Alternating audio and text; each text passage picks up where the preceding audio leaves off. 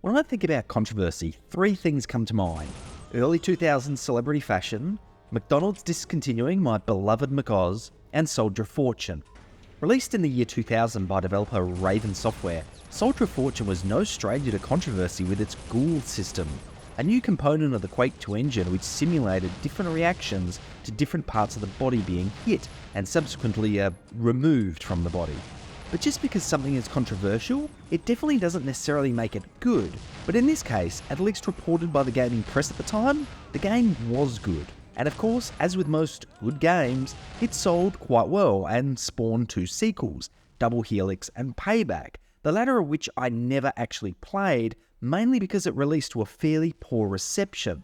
Anyway, back to the original game. It also released for Dreamcast and PS2 about a year later, and if you're interested in these specific versions, I'll link a great video from Digital Foundry covering them. But for what we'll be looking at today, it'll be the PC version with patched widescreen support. Now, in my opinion, one of the things that contributed to Soldier of Fortune's success was the release of a really polished demo in the months leading up to the game's release. The demo showcased the first two levels from the game, the subway and train levels, oddly not related to each other. These two levels were fairly technically competent for the time, with a good amount of immersion in the game world being shown off. What undoubtedly contributed to this also being a success was the breadcrumbs of storytelling the demo left. You get to meet the main cast, including your character, John Mullins, learn a little bit about the main antagonist, and learn that several nuclear warheads have been stolen and it's your job to track them down, but not everything is as it seems. It was a great demo, and if I played through it less than 10 times, I'd be surprised. The younger generation of today might have things like Game Pass and TikTok, but my generation had gaming magazine cover CDs, often with really cool demos on them. Now, one of the things I love about creating retrospectives is it gives me the chance to look at a game objectively for that period of time, without being caught up in the hype train or able to be influenced by the gaming press. Take for example Painkiller. Now, when I played this back when it was first released, I thought it was a competent shooter, but I didn't think too much of it. However, when I came to create a retrospective of it, I found a greater appreciation for it. All the little systems that I didn't pay attention to in 2004, I had a chance to actually appreciate a lot more. Back to Soldier of Fortune, when it released, I thought it was hands down the best video game ever made, mainly because at the time, I could blow people's limbs off with a shotgun, more on that later. Now, I'm not saying for a minute the Soldier of Fortune is a bad game, far from it, but looking at it objectively now, across the gaming library at the time, it perhaps wasn't as amazing as I first thought. Before we continue, a massive thank you to everyone who supports the channel. If you enjoy this content, or you just want to show me some emotional support for having to recapture a good chunk of this gameplay footage after realising that the patch I had applied locked this to 30 frames per second when I normally capture footage at a much higher frame rate, please do consider subscribing. It helps support the channel and you can be notified of new content the moment it drops. With that out of the way, let's visit the shop, ask for a back issue of Soldier of Fortune magazine, and head back to the year 2000 to remember Soldier of Fortune. Gameplay-wise, you're getting a first-person shooter with light puzzle and platforming elements, which for the most part all work fairly well together. The puzzles feel a little more grounded than those found in id Software's Quake 2, moving away from just interacting with panels to complete an objective or open a door, to including things like time-sensitive traversal elements to complete tasks in order to progress. As for the platforming, for the most part it's fairly forgiving thanks to a fairly generous jumping distance, but our old friend, terrible ladder mechanics, makes a cameo appearance, with it being an absolute chore to descend down a ladder. However, clearly the developers playtested this, realised it was awful, and decided to dramatically nerf the amount of fall damage you take. It's literally possible to fall down 3 floors down a ladder and take minimal damage. Is it a lazy fix? Yes. Do I still like it? Also yes. Now, Soldier of Fortune's gameplay does a lot of things right, but not everything. First, the highlights. The traversal and movement feels very good for the Quake 2 engine. There's clearly been some changes here, and they are for the better. Movement feels a lot more deliberate and grounded, which is well suited to the more realistic setting and enemy types. You don't spend much time circle strafing enemies trying to pump them full of lead until they drop, with one exception, more on that later. You instead move around these levels, dispatching your foes from range or up close, with the sheer volume of enemies in some areas a challenge, rather than the enemy's hit points. Soldier of Fortune always keeps you moving, which helps the game's pacing and overall contributes to a fun experience. Likewise, the objectives and how they all weave into the story and the accompanying scripted sequences and cutscenes is very well done. Also, the fact you get to pick your loadout before each mission adds a new dimension to the gameplay at a time that this just wasn't at all common in first-person shooters, with perhaps the only exceptions being the Tom Clancy's franchise. Now, for the things that don't really work.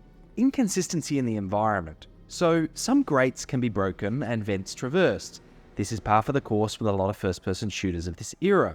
Although in this case, I'll argue John Mullins traverses more vents than Gordon Freeman himself, but I digress. Where I have a problem with this is that most of the grates look exactly the same in the environment, but only some can be broken, and there's no indication visually which ones can and can't be broken. You just have to try it. This is a really frustrating mechanic. Another problem is Soldier of Fortune does a good job of telling a relatively believable story in a relatively realistic environment with relatively realistic enemies. After all, the enemy design was a big part of the ghoul system, which helped make the game popular. But about a third into the game, you encounter a new enemy type, which is an enemy which looks to be covered in medieval armor with a rocket launcher on their shoulder, and they take enough shots to sink a battleship to finally down. Instead of leaning into Soldier of Fortune's fast-paced combat, which is where the game excels, you end up circumstrafing around them trying to take them down slowly. Like with the Greats, the game betrays what it's taught you about a fundamental system or playstyle in the game. There are some other minor issues, but overall, it's an enjoyable gameplay experience. Now, weapon-wise, you have quite the arsenal to deal with the game's many adversaries.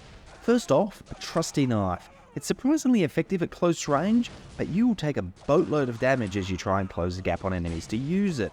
There is an upside though, you can throw it at enemies also. Sounds cool, but yeah, pretty impractical in most situations. Handgun-wise, you get two choices. First up is the M1911, which is your run-of-the-mill handgun, which you'll pretty much never use except for maybe the first level if you run out of ammo for the shotgun.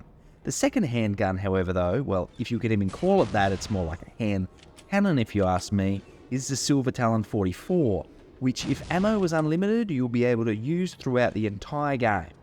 This thing is very fun to use, complete with a satisfying shot sound and some fancy juggling of the weapon between shots. I love this weapon and it really is a lot of fun to use. Next up you have the shotgun, which is a great all-rounder.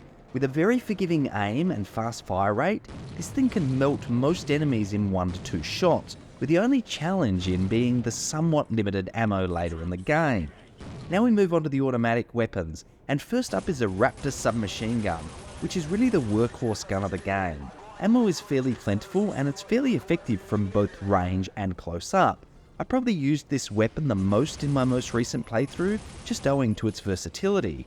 You also have access to the Bulldog submachine gun, which has a slightly faster fire rate than the Raptor and quite a satisfying firing sound, but for the most part it's very similar to the Raptor. There's a heavy machine gun too, with higher damage but a lot slower firing rate, but to be honest, I prefer the submachine gun in most scenarios. Soldier of Fortune's fast gunplay leans into mobility, and this is something that the fast firing rate of the submachine gun makes a lot easier. This problem also plagues the sniper rifle. While I don't have an objective problem with it, save for a few sequences, there's really no reason to use it. I guess the developers had to follow the rule of if it's a FPS, it has to have a sniper rifle, and yeah, I get that, but it doesn't really work for the most part here in the level design. Then we come to the flame gun, and look, I get what the developers were going for here. Flamethrowers are fun, but the animation and the handling just doesn't feel fun or right. And outside of watching a few animations, there's really no reason to use this gun more than once. Next up is the the slug thrower, which is basically a souped up shotgun which does a lot more damage. You get this much later in the game, and it does have a fairly good utility, but I still enjoyed the other weapons in the game more. There's a rocket launcher here which is useful in taking out tanks and aircraft, but that's about it, as its rate of fire, ammo, and overall utility doesn't really suit the rest of the game, and nor should it. The last mainline weapon is the microwave pulse emitter, which is a slightly more fantastical weapon, which you receive quite late in the game. And look, this is a great weapon, complete with a satisfying animation. But what really grinds me here is it's fairly immersion breaking for the overall gameplay. Am I playing Quake 2 or Soldier of Fortune here? That's the question. There are also items and environmental weapons that you can use against your adversaries through the game, but for the most part there's nothing remarkable. Overall, I don't mind the weapons. There are some great weapons like the Silver Talon and the submachine gun, while there are some less stellar weapons like the sniper rifle and flame gun. I guess the good thing is you do have control over your loadout, so you do get a choice in what weapons you use, and this is a good thing because in my opinion they don't all work. Now what I do believe works is the level design. For the technology available at the time, the developers did an excellent job of creating impressive environments which see you visiting many different locations. In Quake 2 you were constrained to a fairly limited environmental colour palette owing to the game's lore of the planet Strogos. However, in this more grounded universe this isn't a problem, with the game feeling like some type of James Bond movie with the amount of locations it sends you to. You'll visit everywhere from New York City to Tokyo and many places in between, and they all feel unique and a realistic depiction of the environment. As anyone who has ever played the demo would know, there's a level which sees you scaling a train, and this is impressive to say the least. It's an exciting level which keeps the stakes high by including an attack helicopter stalking you for the majority of the mission.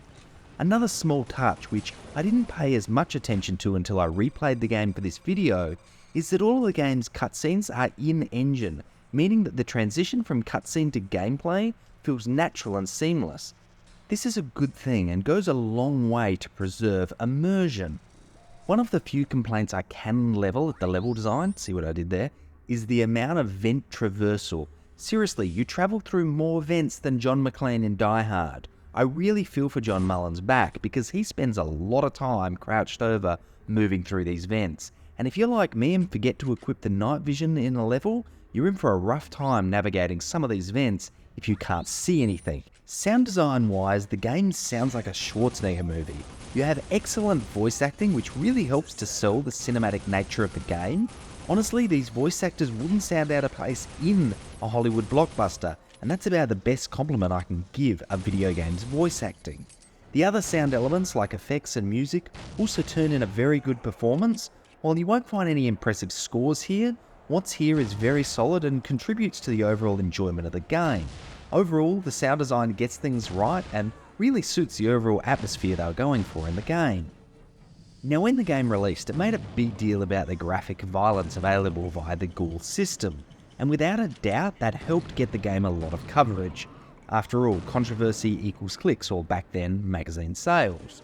So after playing through the game again, I found myself asking the question, would I have still enjoyed the game without this system? And the answer is a resounding yes. While the Ghoul system no doubt adds novelty to the game, it doesn't define the game, and the game does so much else right that it's an enjoyable experience whether or not you're blowing your enemies apart right before your eyes. Was the game as amazing as I remember it back in the 2000s? Probably not. Is it still a very competent shooter? Yes, absolutely.